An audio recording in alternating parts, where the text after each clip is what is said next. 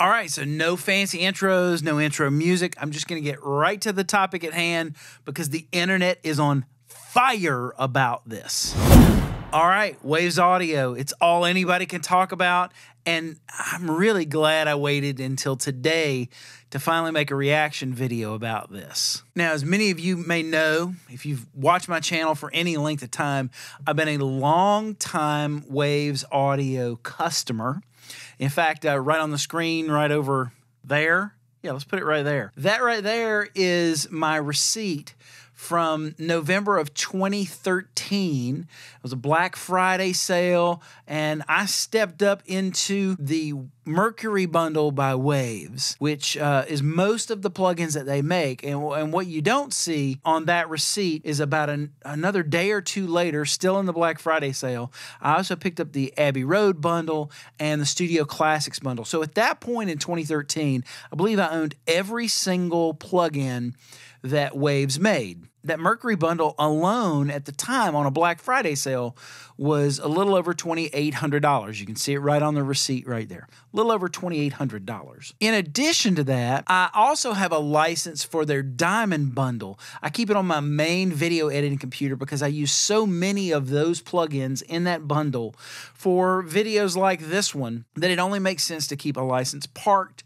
on that computer. Now, when you add the price of those bundles and you add almost a decade of Waves update plan payments, which exceed over $300 a year, I've invested quite literally thousands of dollars in Waves plugins over the years. And in addition, I've also spent a hefty sum buying plugin licenses that I've given away. I've given away to people that are members of my email list, to listeners of my Fader Jocks podcast.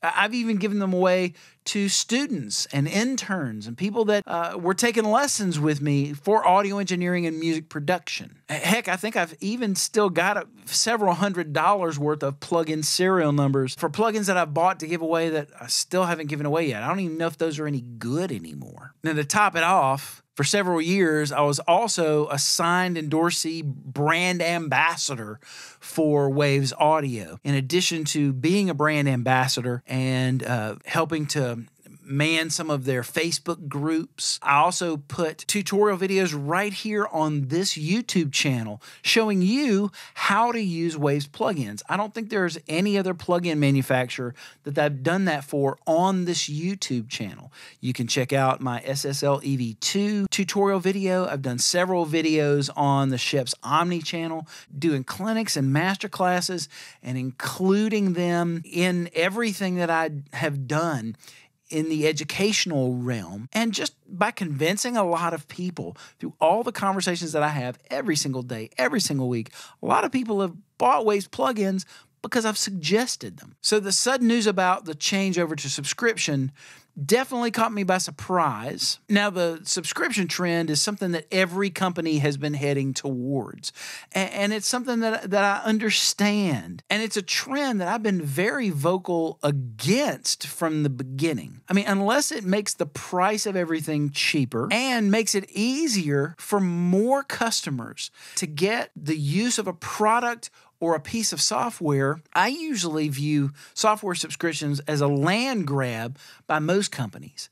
And I think they use it to stabilize their financial base and to make it easier to project their future numbers. I mean, I'm happy to pay for plugins. Have always been happy to pay for plugins. And I should put right here as a disclaimer, if you're using crack plugins, you need to stop. You need to patronize these companies so that they can make great products that we can all continue to use. There are plenty of other subscriptions that I pay for. I pay $15 a month to Slate for all their plugins, and there's only a handful of them that I use regularly. Once in a blue moon, I'll use some of the plugins in the McDSP bundle, but I still pay them $15 a month for their subscription. At this point, I think I have licenses for at least 95% of the plugins that are currently commercially available from almost any manufacturer. And I do it for my clients here at the studio. Not only do I have a license for just about every DAW platform, I'm a Pro Tools user by trade, but I also have so many of these different plugins because if a client sends me a rough mix that they've done, they're using some very particular plugins to get a sound, I need to hear what they're hearing. I'll pick up the license. I don't mind spending the money, especially if it's a great tool that I'll use in the future on other mixes. Now, I realize that this isn't the norm. I'm kind of an outlier in that case. But in this case, I'm exactly the kind of customer that Waves wants. I gladly spend my money with them and make sure that I keep things updated so that I always have the best version of whatever they've got available. So after the firestorm of internet postings, I think I've seen more postings about this in particular between Facebook and YouTube and Reddit. I think I've seen more posts about this particular issue than almost anything in the last probably 5 years. Even more complaints than just about Waves update plan in general. So thankfully, I woke up this morning and in my email inbox, we got a great email from the CTO and co-founder of Waves Audio. Here's what their CTO said. Over the past few days, many of you have expressed concerns about our decision to discontinue perpetual plugin licenses and our move to an exclusively plugin subscription model. He wants to start by apologizing for the frustration that has been caused for many of us, their loyal customers. He says, we understand that our move was sudden and disruptive and did not sufficiently take into consideration your needs, wishes, and preferences. We are genuinely sorry for the distress it has caused, emotional distress it has caused. They left that word out. After respectfully listening to your concerns, I want to share with you that we're bringing back the perpetual plugin license model side by side with the new subscriptions. You will again be able to get plugins as perpetual licenses just as before. In addition, those of you who already own perpetual licenses will once again be able to update your plugins and receive that second important license via the Waves update plan, just as before. This option too will be available alongside and independently of our subscription program. That second license was important for me because just here at my studio, I've got 6 different computers are running at any given time. I've got a main computer down in my control room that does most of my recording. I also have a software and a synth computer that I do all my MIDI sequencing, and it's basically a virtual synth rack. Upstairs, right across from me in this room, there's 2 different computers that are set up as video edit bays, and one of them has Pro Tools installed where I can do some more light-duty kind of editing and mixing up here if it's running in tandem with a video project. I don't have to keep running downstairs for that. I've also got 2 different location recording laptops that have all of my plugins and all my DAW platforms installed on those as well. And I realize that I'm an outlier in this kind of workflow, but I've worked like this for 20 years. It's pretty common for me to start on a project downstairs. If it's a long mix project, I may put that thing on to render. If it's going to take an hour to render that project, instead of just sitting on my thumbs for an hour, I'll run up here to one of these editing bays and I'm working on a project here in the upstairs studio. And especially if it's a video project where I'm using these plugins, it might take a few hours for something to render. And so while that's happening, I'm downstairs working on another project. Now, thankfully, companies like Arturia and Native Instruments, IK Multimedia will give me multiple licenses, more than 2. Plugin Alliance, I get 3. With Arturia, I think I have 10 installs that I can do. It makes it super convenient for me to be able to work from one location downstairs up to another location upstairs. I always have to carry dongles. I've got one of my iLok dongles that always goes with one recording computer. The other iLok dongle goes with the other recording computer. And then I've got each of my seats for my Waves on 2 different USB sticks that go with that as well. Same with my Plugin Alliance. I've got those on separate USB sticks. And that way I can run each of my recording rigs at the same time. I usually on a location recording, I'm running one computer as my main recorder, and then I have a redundant backup in case something happens. You don't want to do a 40-piece orchestra and be in the middle of this opus and then have something go down on your recording computer. It hasn't happened, but maybe twice in 10 years. But having both of those computers, I'm able to run them in tandem. And so if one ever happens to glitch or go down, I've always got another one. I have to have two machines. I have to have two seats. There's no other way to do this. So I'm super happy that Waves has decided to keep this feature in their perpetual license program. It allows me to keep working the way that I have, because I'm not going to pay $250 a year twice for two seats. I don't think that Waves has listened to their customers. If I'm being honest, what I think is this is a great marketing tactic, because for the last 2 days, we've been talking about Waves. It's all we could talk about. We've talked about how much we hate them, or how disappointed we are in them, or how we're going to stop using their stuff.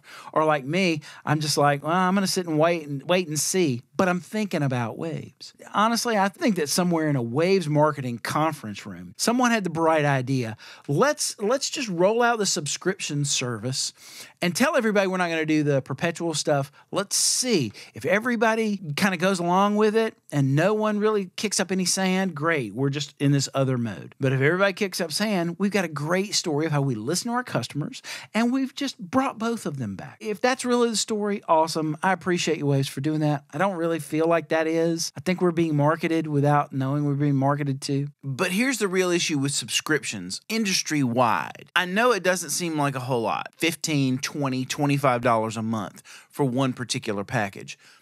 But most people are not going to have $300 to $600 a month or more to own all of the stuff that's currently available commercially. They'll purchase a subscription for one DAW platform and maybe 2 or 3 of these $15 to $25 all-you-can-eat subscriptions, and that's going to be it. On the other hand, if you want the broadest user base possible, weekend warriors, people with home studios, professionals that have got much more elaborate setups, the real play here is to make it as affordable as possible to where you don't even think about it. I mean, if you had a $5 a month all-you-could-eat subscription plan from any of the plug-in manufacturers, anyone that needs anything that those plugins can do would gladly pay that. We pay that for Apple TV every month. So then extrapolate that out to the number of people you get. Let's say you've got 1 million subscribers, which none of the plugin manufacturers have 1 million subscribers.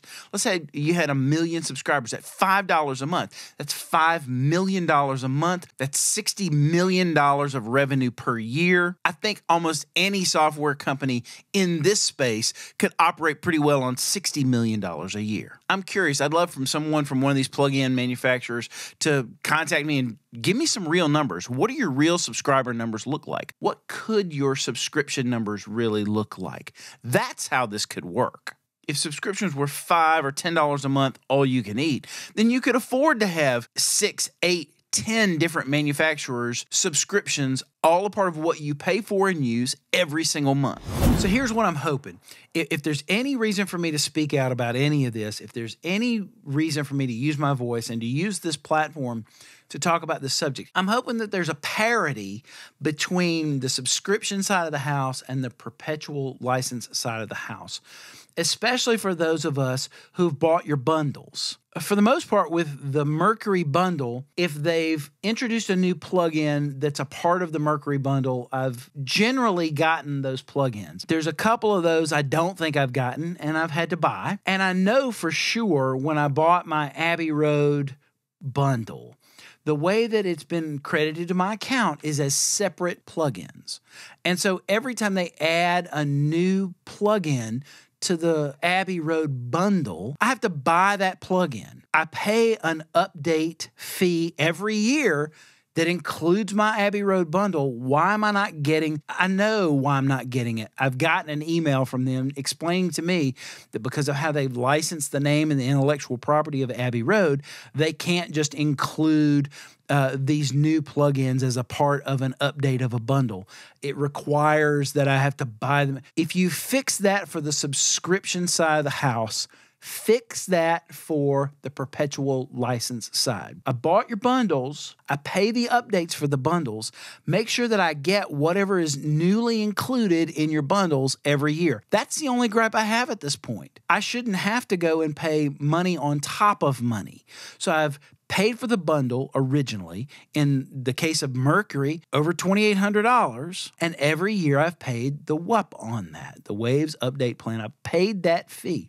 I've paid that fee every year for my other bundles. Rectify this. Give us some parity. If that $250 a year gets you all the plugins that's available, then I would hope as a bundle user that my Waves Update Plan will also include all of those additions to your bundle so that I don't have to buy them again every single time. Sure, I can do it for $30 here and $30 there, but have me unhappy about the process and have me unhappy about the reason why, or at least the reason why I'm told that I continue to have to pay money on top of money for something that I should already be getting. So there's my thoughts about what's going on with Waves. I think it's wonderful that they've reopened the perpetual license side of the house, but in trying to make as many people happy as possible, I think there's one more step that you need to go. I think you need to fix on the perpetual side some of these lingering issues. If you could do that, Waves, I would be super happy with you. I'd never have a complaint about you. And I may even think about being a real brand ambassador for you again at some point. I'd love to hear your thoughts. Make sure you leave a comment below. If you haven't already, subscribe to the channel. We're trying to hit our April goal now. We're moving towards our end of April goal of 1,000 subscribers. I'd love to have 1,000 subscribers on this channel. It encourages me to make more videos like this for you. Thanks so much for watching. Be awesome to everybody. Be awesome to yourself. And until next time, I'll see you when I see you. Thanks so much.